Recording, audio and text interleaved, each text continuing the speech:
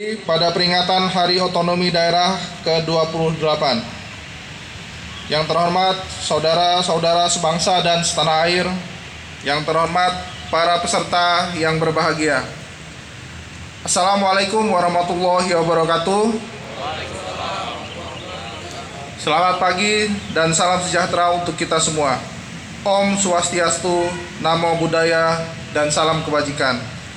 Pertama-tama, marilah kita panjatkan puji syukur kehadirat Allah Subhanahu wa Ta'ala, Tuhan yang Maha Kuasa, karena atas rahmat dan karunia-Nya kita dapat menyelenggarakan upacara peringatan Hari Otonomi Daerah ke-28 pada tanggal 25 April 2014 yang mengusung tema Otonomi Daerah Berkelanjutan Menuju Ekonomi Hijau dan Lingkungan yang Sehat. Tema otonomi daerah ke-28 ini dipilih untuk memperkokoh komitmen, tanggung jawab, dan kesadaran seluruh jajaran pemerintah daerah akan amanah serta tugas untuk membangun berkelanjutan dalam pengelolaan sumber daya alam dan lingkungan hidup di tingkat lokal serta mempromosikan model ekonomi ramah lingkungan untuk menciptakan masa depan yang berkelanjutan bagi generasi mendatang. Saudara-saudara yang berbahagia, perjalanan kebijakan otonomi daerah selama lebih dari seperempat abad merupakan momentum yang tepat bagi kita semua untuk memaknai kembali arti, filosofi, dan tujuan dari otonomi daerah.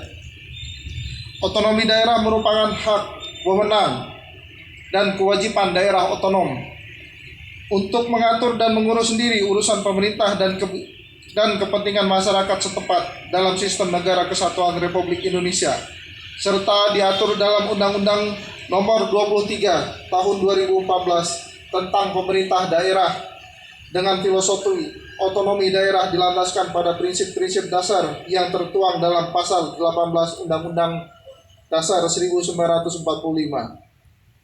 Berkat dari prinsip dasar inilah otonomi daerah dirancang untuk menjadi dua tujuan, termasuk di antara tujuan kesejahteraan dan demokrasi. Dari segi tujuan kesejahteraan, desentralisasi diarahkan untuk memberikan pelayanan publik bagi masyarakat secara efektif, efisien, dan ekonomis melalui berbagai inovasi kebijakan pemerintah yang menekankan kekhasan daerah yang bersangkutan, atau dalam bahasa ilmiahnya endogenous development, serta pemanfaatan potensi sumber daya alam yang bijak dan berkelanjutan atau sustainable. Pembagian urusan pemerintah menjadi urusan pemerintah konkuren dan urusan yang dapat dikelola antara pusat, provinsi, dan atau kabupaten kota, menuntut pemerintah daerah untuk mampu mengartikulasikan kepentingan masyarakat dan mengimplementasikan kepentingan tersebut ke tata kelola pemerintah yang lebih partisipasif, transparan, akuntabel, dan responsif. Dari segi tujuan demokrasi, kebijakan desentralisasi menjadi instrumen pendidik politik di tingkat lokal yang mempercepat tujuan masyarakat madani atau civil society. Proses demokrasi di tingkat lokal melalui penyelenggaraan pemilihan perwakilan daerah secara langsung yang akan dilaksanakan nanti di bulan November 2024, penyusunan perda mengenai APBN dan APBD serta perencanaan pembangunan daerah yang melibatkan partisipasi masyarakat secara aktif pada akhirnya akan menumbuhkan komitmen, kepercayaan, toleransi, kerjasama, solidaritas, serta rasa memiliki yang tinggi dalam masyarakat terhadap kegiatan pembangunan di daerah, sehingga berkolerasi positif terhadap perbaikan kualitas kehidupan demokrasi. Selain mendorong partisipasi masyarakat, kebijakan desentralisasi juga diharapkan dapat memperbaiki tata hubungan pusat dan daerah serta menjadi lebih proporsional, harmonis, dan produktif dalam rangka penguatan persatuan dan kesatuan bangsa. Kedua tujuan ekonomi daerah ini tidak bersifat eksklusif atau terpisah satu sama lain. Namun pencapaian satu tujuan secara tidak langsung akan mempengaruhi percepatan pencapaian tujuan lainnya. Peningkatan kesejahteraan masyarakat melalui perbaikan kualitas pelayanan publik akan berdampak pada peningkatan partisipasi politik dan iklim politik yang kondusif. Dan demikian pula sebaliknya. Penguatan partisipasi masyarakat yang bertanggung jawab dan tidak anarkis dapat menciptakan ekonomi yang ramah investor, sehingga dapat mendorong percepatan perbaikan kualitas pelayanan publik dan peningkatan kesejahteraan masyarakat.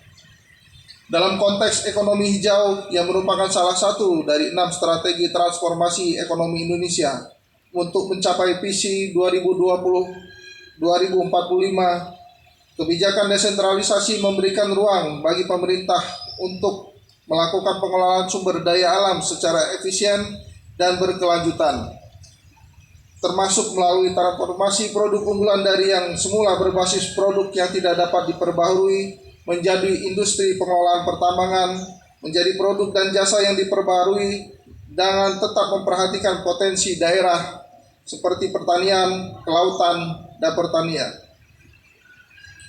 Kebijakan ekonomi daerah juga memberikan keleluasaan pemerintah daerah untuk melakukan eksperimentasi kebijakan di tingkat lokal untuk mendorong implementasi teknologi hijau seperti penggunaan energi terbarukan seperti energi matahari, penggunaan mobil listrik yang menggantikan eksploitasi mobil berbahan fosil, pengelolaan limbah yang ramah lingkungan, sampai desain green building yang memperhatikan efisiensi energi. Penggunaan material konstruksi ramah lingkungan dan manajemen limbah bangunan. Dengan menggabungkan kebijakan ekonomi daerah yang berfokus pada pembangunan ekonomi hijau, kita dapat menciptakan dampak positif bagi lingkungan, masyarakat, perekonomian secara keseluruhan. Kementerian Dalam Negeri juga berkomitmen untuk memperkuat fungsi dalam fasilitasi produk hukum daerah yang berfokus pada pembangunan ekonomi hijau untuk mencapai berkelanjutan lingkungan dan kesejahteraan masyarakat secara holistik.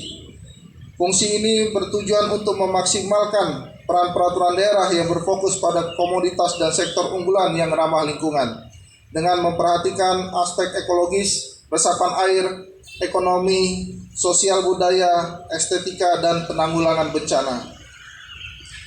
Saudara-saudara sekalian, di samping mempercepat perbaikan kualitas pelayanan publik dan peningkatan kesejahteraan masyarakat dalam konteks ekonomi hijau, pemerintah daerah secara existing dihadapkan pada hambatan dan tantangan dalam pembangunan daerah untuk mendorong program pembangunan nasional meliputi penanganan stunting, penurunan angka kemiskinan ekstrim, pengendalian inflasi, peningkatan pelayanan publik yang berkualitas melalui sistem pemerintahan berbasis elektronik, percepatan proses pemulihan ekonomi nasional maupun daerah, serta ekonomi hijau dan lingkungan yang sehat. Pemerintah pusat menargetkan tahun 2024 angka stunting anak turun menjadi 14% secara nasional. Untuk itu, koordinasi dan sinergitas seluruh jajaran Forkominda, provinsi dan kabupaten perlu ditingkatkan dalam mengambil langkah-langkah strategis dalam upaya menekankan angka stunting di wilayah masing-masing. Antara lain dukungan arah kebijakan dan anggaran untuk perbaikan pola asuh dan lingkungan, penanganan kurang gizi dan anemia tepat sasaran pada ibu dan anak, menindaklanjuti arahan Bapak Presiden terkait pengendalian inflasi tahun 2024 dan dalam rangka mendukung kebijakan pemerintah guna menjaga ketersediaan pasokan, keterjangkauan harga pangan, daya beli masyarakat, dan mendukung kelancaran distribusi serta stabilitas perekonomian di daerah. Saya sebagai Menteri Dalam Negeri setiap hari Senin memimpin rapat penanganan inflasi untuk memantau perkembangan inflasi di daerah, dan saat ini telah membentuk Satgas Tim Pengendali Inflasi Daerah (TPID) berdasarkan Surat Edaran Nomor 500/4852/SJ tentang penggunaan belanja tidak terduga dalam rangka pengendalian inflasi di daerah. Hal ini sebagai bentuk konkret kinerja kepala daerah dalam pengendalian inflasi di wilayah masing-masing. Saudara-saudara sekalian, setelah 28 tahun berlalu, otonomi daerah telah memberikan dampak positif berupa peningkatnya angka indeks pembangunan manusia atau IPM, bertambahnya pendapatan asli daerah PAD dalam kemampuan fiskal daerah. Kepada daerah-daerah otonom baru yang telah berhasil meningkatkan PAD dan kemampuan fisiknya, peningkatan tersebut diharapkan dapat dimanfaatkan untuk program-program pembangunan dan kesejahteraan rakyat, sehingga dapat meningkatkan angka IPM, menurunkan angka kemiskinan, meningkatkan konektivitas serta akses infrastruktur yang lain dan baik.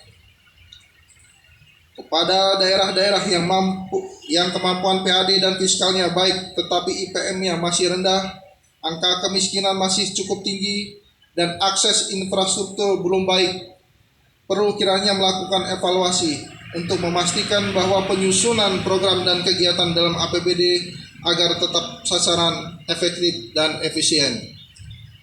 Saya juga mengimbau bagi daerah-daerah yang masih rendah PAD-nya agar melakukan terobosan dan inovasi untuk menggali berbagai potensi yang dapat memberikan tambah serta peningkatan bagi PAD tanpa melanggar hukum dan norma yang ada serta tidak memberatkan rakyat. Saudara-saudara sekalian, perjalanan otonomi daerah telah mencapai tahap kematangan untuk melahirkan berbagai terobosan kebijakan bernilai manfaat dalam rangka identifikasi perencanaan wilayah-wilayah yang berpotensi dikembangkan secara terintegrasi, yang kemudian membentuk aglomerasi kegiatan perekonomian dan terhubung antara satu wilayah dengan wilayah lain. Implementasi pembangunan wilayah perlu dilakukan melalui pendekatan kebijakan yang berkelanjutan dan implementasi regulasi ekonomi hijau, di mana penyelenggaraan pemerintah daerah dan pertumbuhan ekonomi dilakukan dengan memperhitungkan aspek keadilan sosial dan pelestarian lingkungan. Pada hari ini yang saya hormati, demikian beberapa hal yang dapat saya sampaikan. Akhirnya saya ucapkan selamat memperingati Hari Otonomi Daerah ke-28 tahun 2024. Semoga Allah Subhanahu wa Ta'ala, Tuhan yang Maha Kuasa, senantiasa memberikan petunjuk, bimbingan, perlindungan, dan pertolongan kepada kita semua dalam upaya membangun bangsa dan negara yang kita cintai. Sekian dan terima kasih. Wabillahi taufiq wal hidayah. Assalamualaikum warahmatullahi wabarakatuh. Salam sejahtera bagi kita semua. Om Santi Santi Santi Om. Jakarta, 25 April 2024. Menteri Dalam Negeri Muhammad Tito Karnavian ditandatangani.